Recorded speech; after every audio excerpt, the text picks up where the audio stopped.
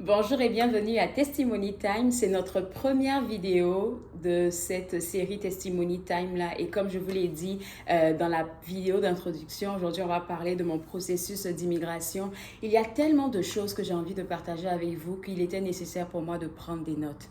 Il était nécessaire pour moi de prendre des notes et je vais vous remettre dans le contexte. Alors, je vous permets de respirer et on va embarquer maintenant. Première des choses que vous devriez savoir, c'est que je ne suis pas arrivée au Canada directement, je ne dirais pas directement de la Côte d'Ivoire, mais j'ai été dans un autre pays avant d'arriver ici au Canada. J'ai été en Inde. J'ai été en Inde pour faire un diplôme là-bas. J'ai été là-bas pour étudier pendant un certain moment.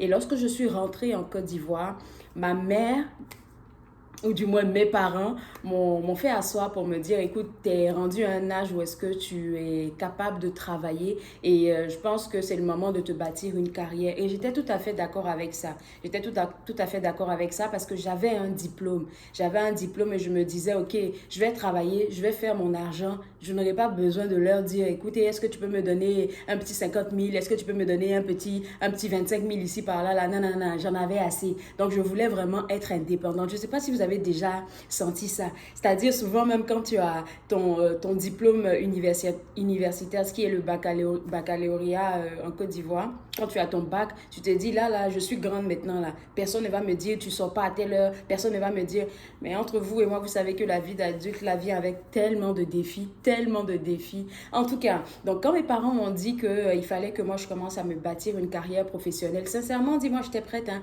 Je me suis dit, aïe, oui, je suis prête, je vais me bâtir une carrière professionnelle de sorte à ce que je sois indépendante financièrement. C'était ça mon affaire, je voulais être indépendante financièrement. Et j'aimerais faire un clin d'œil à ma maman parce que maman a été un grand support. Sincèrement, c'est pas seulement en Afrique, on va le dire. Hein. C'est pas seulement en Afrique que ça se passe. Peu importe le lieu où vous retrouvez, que ce soit en Europe, que ce soit en Amérique, que ce soit en Afrique, euh, faudrait qu'on le dise. Hein. C'est pas souvent les diplômes qui donnent le travail. C'est pas seulement les diplômes qui donnent une opportunité professionnelle. C'est souvent qui tu connais. Qui tu connais. Et moi, là, quand je suis rentrée en Côte d'Ivoire, je me suis dit, bon, je vais essayer d'envoyer mes CV à des tontons, à des tatas et tout ça. Mais en fait, eux, on leur apporte nos CV. Souvent, on se plaint, ah oui, j'ai envoyé mon CV à tel oncle, à telle tante, il n'a pas réagi. Mais c'est pas des personnes qui détiennent, je sais pas moi, qui détiennent l'entreprise dans laquelle ils travaillent. Oui, tu vas apporter ton CV, mais ça va peut-être prendre du temps parce qu'il va cogner à telle porte. Et souvent même, ils oublient. Donc, c'est à toi de faire un rappel. Je fais une petite parenthèse là pour dire que souvent, on est en train de se plaindre intérieurement là que oui, il y a tel oncle qui est méchant, il y a telle tante qui est méchante, alors que tu ne sais même pas les défis de la personne. Tu ne sais pas les défis de la personne ou tu ne sais pas exactement si la personne est en train de travailler dans le background pour toi. Et c'est pas parce qu'elle ne te fait pas signe que ça veut dire qu'elle ne travaille pas pour toi. Quand je dis travailler, c'est-à-dire t'aider à trouver un emploi. Vous comprenez qu'est-ce que je suis en train de dire? Ça, c'était une petite parenthèse. Donc là, quand je suis rentrée en Côte d'Ivoire, et que mes parents m'ont dit qu'il fallait que je me bâtisse ma carrière professionnelle, je me suis dit ok. Et je trouvais ça tellement touchant. C'est pour ça que je disais que j'embrassais ma mère, je pensais à ma mère. Parce que ma mère, à chaque pause qu'elle avait à son travail, quand c'était arrivé pour moi le moment de chercher un emploi, il y a une ville, qu'est-ce que je raconte? Il y a une commune en Côte d'Ivoire, à Abidjan, qui s'appelle le Plateau. Je pense que c'est la commune des affaires, en tout cas. Elle venait me retrouver là-bas entre midi et 2 et elle m'accompagnait dans chaque entreprise que j'avais visée pour aller déposer mes CV pour aller déposer mes CV et tout ça. Et c'est quelque chose qui m'a réellement touchée parce qu'elle quittait vraiment, elle venait vraiment de loin. Elle venait vraiment de loin avec la voiture, elle m'accompagnait au plateau là pour déposer mes CV. J'ai trouvé ça tellement chou. Donc si maman, tu regardes cette vidéo là, je te l'ai jamais dit, mais c'est quelque chose qui m'a touchée, que tu m'accompagnes un peu partout pour aller déposer mes différentes curriculum vitae. Et après tous ces dépôts là, sachez que ça n'a rien donné. Hein. Ça n'a absolument rien donné. C'est une connaissance, je pense, de ma mère qui a dit à ma mère comme ça, tu m'as dit que ta fille cherchait quelque chose, il me semble, il y a une place pour elle, il y aurait une place pour elle pour faire un stage déjà pour commencer dans une entreprise de la place, mais ça ne sera pas rémunéré. Et quand ma mère m'a dit ça, je dis maman, Je cherche une expérience de travail. Peut-être que c'est de là que mon ouverture va venir. Donc, ça ne me dérange pas de faire un travail où est-ce que je ne suis pas rémunérée. Et puis, en plus, c'est un stage. C'est pas grave. Je vais le faire. Et j'ai accepté du coup. J'ai commencé à aller travailler dans cette entreprise-là. Je pense que j'ai travaillé là-bas pendant si je ne m'abuse, 3 4 mois. Et pendant que j'étais là-bas, j'avais ma marraine qui travaillait dans une banque de la place qui m'a envoyé un message pour me dire, écoute, j'ai déposé ton curriculum vitae là, je pense qu'ils ont besoin d'une personne dans tel département. Est-ce que tu peux venir rencontrer la personne des ressources humaines ici? Je me suis dit, waouh, c'est une belle opportunité. En plus, il semblait que ça allait être rémunéré. Donc moi, j'ai dit, ok, il n'y a pas de problème, je vais faire l'entrevue et tout ça. Donc, je vais faire l'entrevue dans cette banque-là. J'arrive là-bas, je fais l'entrevue avec le monsieur des ressources humaines et tout ça. On me donne le montant qu'on allait me donner. Et pour moi, c'était le jackpot. C'était le jackpot. Parce que tu viens d'un endroit où est-ce on te payait pas un sou. Mais là, tu arrives là et puis on te donne, tu es en stage, hein? Oui, tu es en stage, mais on te paye, on te donne de l'argent. J'étais comme... Ok, c'était pas prévu là, mais merci Seigneur. Moi, j'embarque là, j'accepte de travailler avec la banque, je signe les contrats un peu plus tard, j'annonce mon départ dans la précédente entreprise. Et puis de là, de fil en aiguille, je commence à travailler dans cette banque-là. Et franchement, j'ai passé de très bons moments dans cette banque-là. Et quelque chose comme je pense 5 ou 6 mois, il me semble, hein, 5 ou 6 mois plus tard, ma mère me dit comme ça, écoute, tu m'avais dit que tu avais un ami au Canada et que voilà, il était là-bas pour les études et tout ça. Est-ce que c'est quelque chose qui t'intéresserait? J'ai dit, ah, on m'a dit que j'étais censée bâtir ma carrière professionnelle. Donc, à quel moment maintenant on me fait asseoir pour me demander si le Canada, ça m'intéresse? Oui, le Canada, ça m'intéresse. Ça m'intéresse. Oui, oui, de quoi est-ce qu'il s'agit? Puis là, elle m'explique que ben, si je suis intéressée à aller continuer les études là-bas, il n'y a aucun problème. Eux, ils peuvent s'occuper en fait de mon voyage et tout ça. Mais il faudrait que je demande les informations à mon ami. C'est exactement ce que j'ai fait. J'ai appelé mon ami, je lui ai demandé, écoute, c'est quoi les informations dont j'ai besoin pour venir étudier là-bas parce que maman apparemment est intéressée à ce que je continue les études et moi, ça ne me déplaît pas. Alors, est-ce que tu pourrais me partager des informations, s'il te plaît? Et c'est là qu'il m'a mis en contact avec quelqu'un qui travaillait ici dans un collège francophone ici, donc la Cité, le collège La Cité, qui travaillait ici dans un collège francophone. Et puis, j'ai commencé à discuter avec la personne et la personne m'a dit exactement ce qu'il fallait faire pour pouvoir avoir déjà une lettre d'admission du collège et ensuite de ça, entamer ma procédure d'immigration. Et c'est là que je vais faire une petite pause pour m'adresser aux personnes qui ont envie de venir au Canada. Je n'ai rien contre les structures qui disent aider les gens à venir au Canada pour venir étudier, mais s'il vous plaît, ouvrez les yeux. Ouvrez les yeux, je le dis pourquoi. Je vais prendre un exemple tout bête qui m'est arrivé. Moi, je ne suis passée par aucune agence. Hein. Je ne suis passée par aucune agence. J'ai fait mon processus d'immigration, ma demande d'admission pour l'école exactement sur le site internet. Je suis passée par aucune structure. Et Dieu merci même que je ne suis passée par aucune structure. Alors, je reviens à cette petite parenthèse-là que je vais faire. J'ai une connaissance à moi qui voulait venir au Canada. Et lorsqu'elle voulait venir, elle m'a appelé, elle m'a demandé exactement c'est quoi qu'il fallait faire et tout ça. Donc, je lui explique la procédure, puis je lui dis, écoute, voilà, c'est vraiment très simple, voilà qu'est-ce que moi j'ai réussi à faire. Donc, tu vas sur le site internet du collège, tu choisis le programme que tu as envie de faire, tu fais ta demande, tu choisis 2 ou 3 programmes, tu fais ta demande, et puis bon, tu attends que les gens te répondent et tout ça. Et puis, elle me dit, la connaissance me dit, mais toi, il faut choisir pour moi. Je dis, ben, c'est pas moi qui serai en classe là. C'est pas moi qui vais étudier pour toi. C'est pas moi qui vais aller faire les cours à ta place. Donc, ça serait intéressant que toi, tu choisisses le programme qui te sied pour que je puisse t'aider dans la procédure, te dire où est-ce que tu dois cliquer, qu'est-ce que tu dois écrire, qu'est-ce que tu dois faire. C'est ce que j'ai dit à la personne. Mais apparemment, elle n'a pas beaucoup aimé ma réponse. C'est un peu comme si moi, je ne voulais pas l'aider et tout ça. Bref, elle est allée dans une structure qui se trouve en Côte d'Ivoire. Je ne sais pas exactement laquelle des structures, mais elle est allée dans cette structure-là pour aller faire son processus d'immigration, mais elle s'est retrouvée à être dans des problèmes ici. C'est quelqu'un qui comprend très bien l'anglais, donc elle n'avait pas besoin d'aller faire de cours d'anglais pour ma part. Mais la structure l'a envoyée à Toronto avec un visa étudiant, je pense, d'une durée d'1 année ou 8 mois. 8 mois ou 1 année. Et elle est venue ici. Quand elle est venue ici, elle était dans tous les problèmes parce que maintenant, il fallait faire une demande d'admission dans l'école dans laquelle elle voulait aller étudier, attendre que la demande d'admission soit acceptée et ensuite de ça, appliquer maintenant pour un permis d'études qui allait lui permettre de rester sur le territoire et étudier. Et c'est pour ça que je vous demande de faire attention à toutes ces structures-là qui disent vous aider à venir au Canada. Souvent, oui, vous allez avoir le visa, vous allez avoir 8 mois, une année pour venir ici au Canada, mais vous allez avoir des problèmes, vous allez avoir des struggles pour pouvoir peut-être avoir un visa étudiant ou bien pour rentrer, pour avoir vos documents de manière normale. Vous comprenez qu'est-ce que je suis en train de dire? Vous allez trimer là pour avoir ça.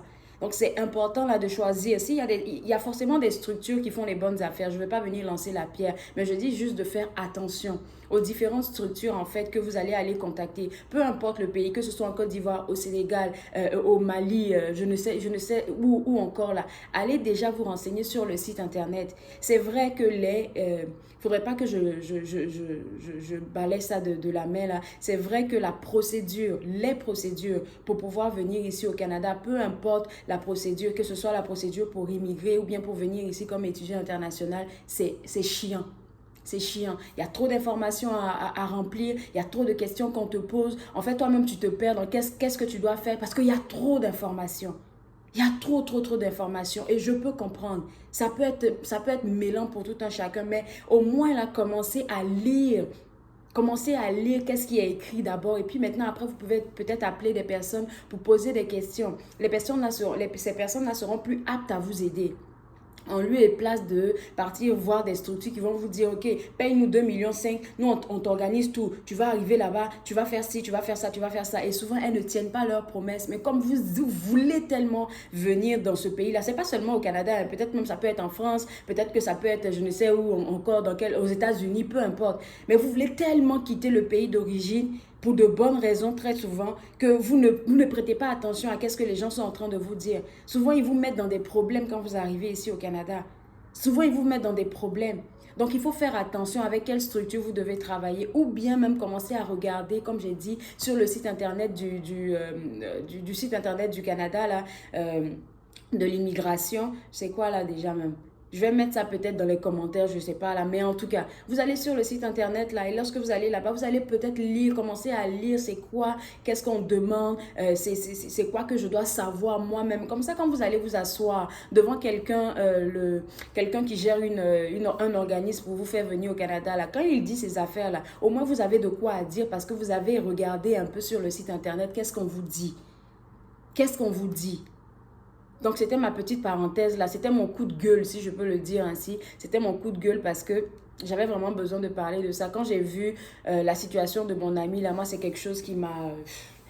Ça m'a désolée pour elle, là. Ça m'a désolée pour elle parce que je me dis, si tu m'avais écouté, tu allais avoir ton permis d'études tranquillement de 2 ans, 3 ans. Tu venais, tu n'avais pas de problème. Tu finissais d'étudier, ben, tu appliquais pour ta résidence si c'était ça ton objectif. Et puis, that's it. Mais non, là, maintenant, il fallait que tu appliques pour un nouveau permis d'études. Il fallait que tu appliques. Il fallait que tu sois dans le stress à attendre. Est-ce qu'ils vont accepter? Est-ce qu'ils ne vont pas accepter? C'est un stress inutile.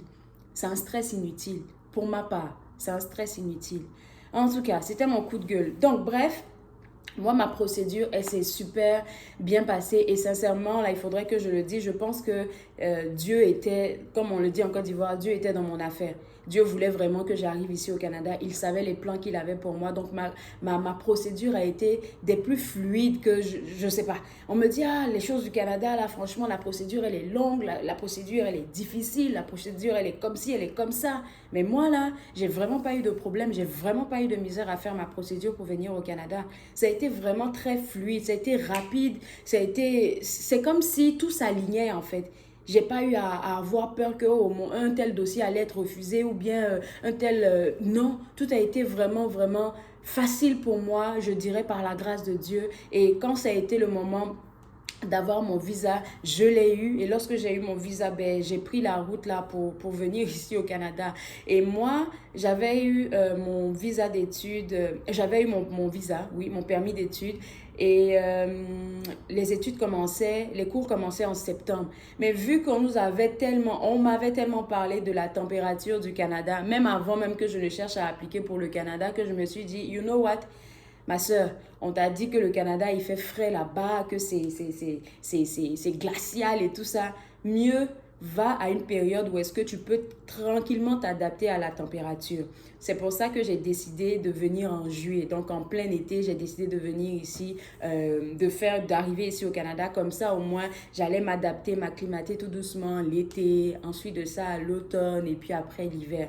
Donc, je suis arrivée ici en juillet, je pense le 8 juillet 2016. Je pense le 8 juillet 2016.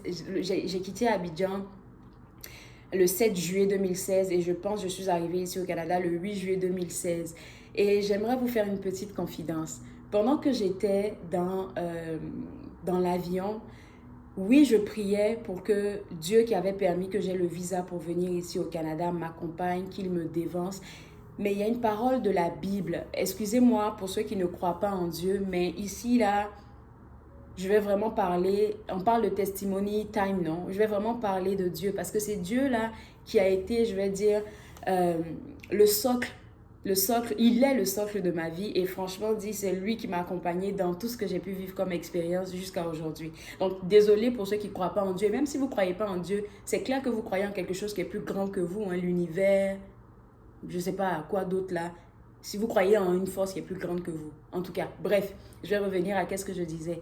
Il y a une parole de la Bible que je n'arrivais pas à me sortir de la tête, à me sortir de la bouche pendant que je faisais mes prières dans l'avion durant tout le trajet. C'était: Seigneur, tu as dit que toute terre que nos pieds foulera, tu nous la donneras en héritage. Alors je prie que tu me donnes la terre du Canada en héritage.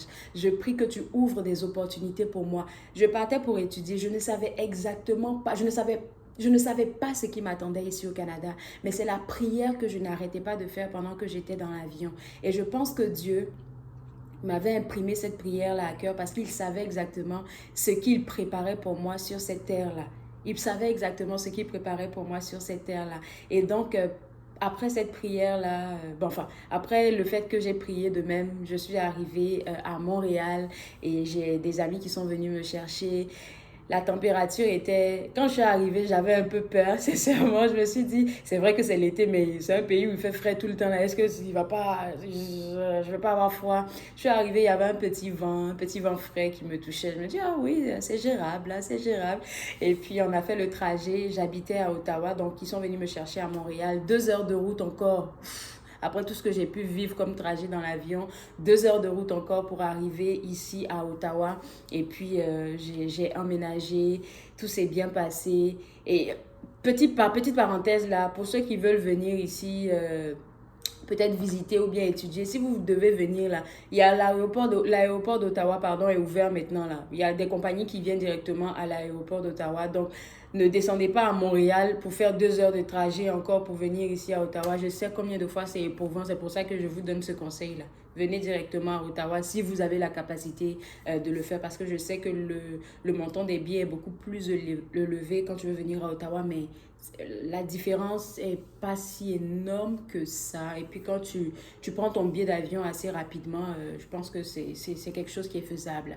En tout cas, alors c'était la première partie de mon petit voyage jusqu'à mon arrivée au Canada, ma procédure d'immigration jusqu'à mon arrivée ici au Canada. Et lorsque, comme je le disais tout à l'heure dans la prière, lorsque mon pied a touché la terre du Canada, ma vie a carrément changé. Et c'est de ça qu'on va parler dans la vidéo numéro 2. Et j'espère que ça vous a plu. Mettez des likes, partagez, envoyez-la à vos amis. Et puis, dans la vidéo numéro 2, là, on va vous dire, je vais vous dire comment ma vie a changé ici au Canada. Allez, bye bye.